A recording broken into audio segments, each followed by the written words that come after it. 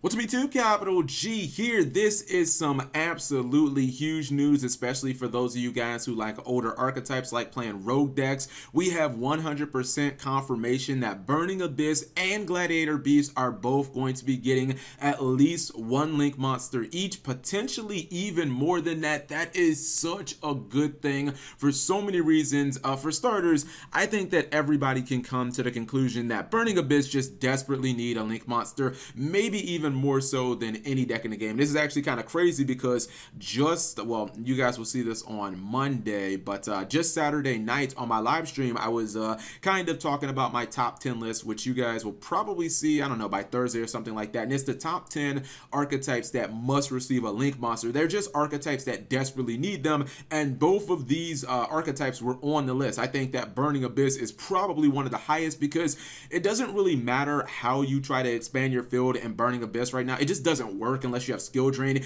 Even if you somehow get a Decode Talker or some other Link monster on the field and you summon Dante, like that's cool, maybe with a tour guide, but you still can't summon any more Burning Abyss monsters because whatever the Link monster is will just it'll cause your monsters to just blow up. And then if you look at Gladiator Beast, they got these new fusion monsters recently, but it was like, okay, they're kind of on borrowed time because you can't even resolve these guys' effects anymore because of the new rules and regulations of Reign. So these are two archetypes that desperately needed Link monsters, and it's good that Konami is acknowledging this. And this is one of the things that I said about the Reign's era, that it was going to be very easy for Konami to actually fix these fractured archetypes. This is why I kind of thought that everybody was overreacting when people were like, oh man, I can't play this deck, I can't play that deck, Cap G, I'll never be able to play my Fluffles again. Because the first thing that came into my mind is, it seems like it would be relatively simple for Konami to, you know, maybe take 20 archetypes or 15 archetypes and make a big list or something like that and be like, all right, we got to get this archetype a Link monster, we got to get this archetype a Link monster, because that's really all they have to do for these archetypes like Fluffles and Lunar Lights, that they had these amazing strong plays before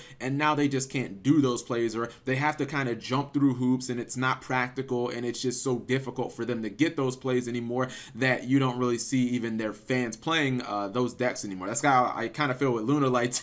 I was playing them on stream last night, and for me to even think about getting double Eel Dancer, I have to play like Gofu in the deck to get the Decode Talk. It's really weird, and I don't particularly like it. I would love if Lunar Lights just got a Link monster, but I think this is a very easy way for Konami to fix a lot of those archetypes, and they could kind of do it rapidly. You know, they have this new pack coming called the Link Brains pack, and I don't know how many other archetypes are going to be in there, if there are going to be brand new ones or if maybe there are going to be a bunch of older ones like Burning Abyss and Gladiator Beast. But it seems like it could be very simple to maybe have 3 or 4 per booster set, and you know, in the span of a year, guys, all of these archetypes that are kind of unplayable, they could fix all of them. So let me know what you guys think. I think that this is excellent news.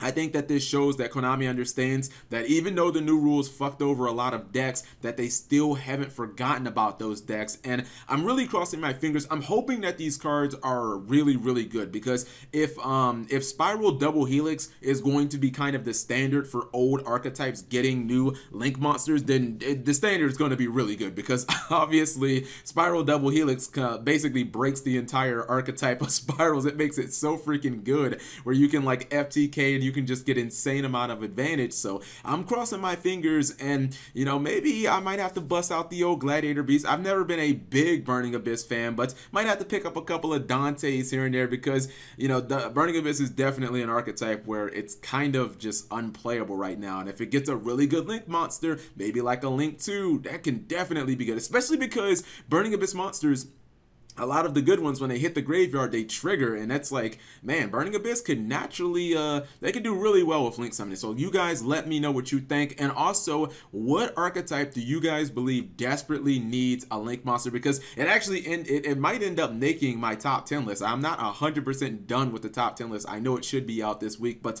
if I see some ones that really make a lot of sense, I might be like, wow, I think that has to be on there. A lot of people said Windups was another one, but we got to get Mighty back first before I really think about windups. Anyways, thank you guys for watching. As always, leave it in the comment section below however you guys think or feel about this, and subscribe if you have not already.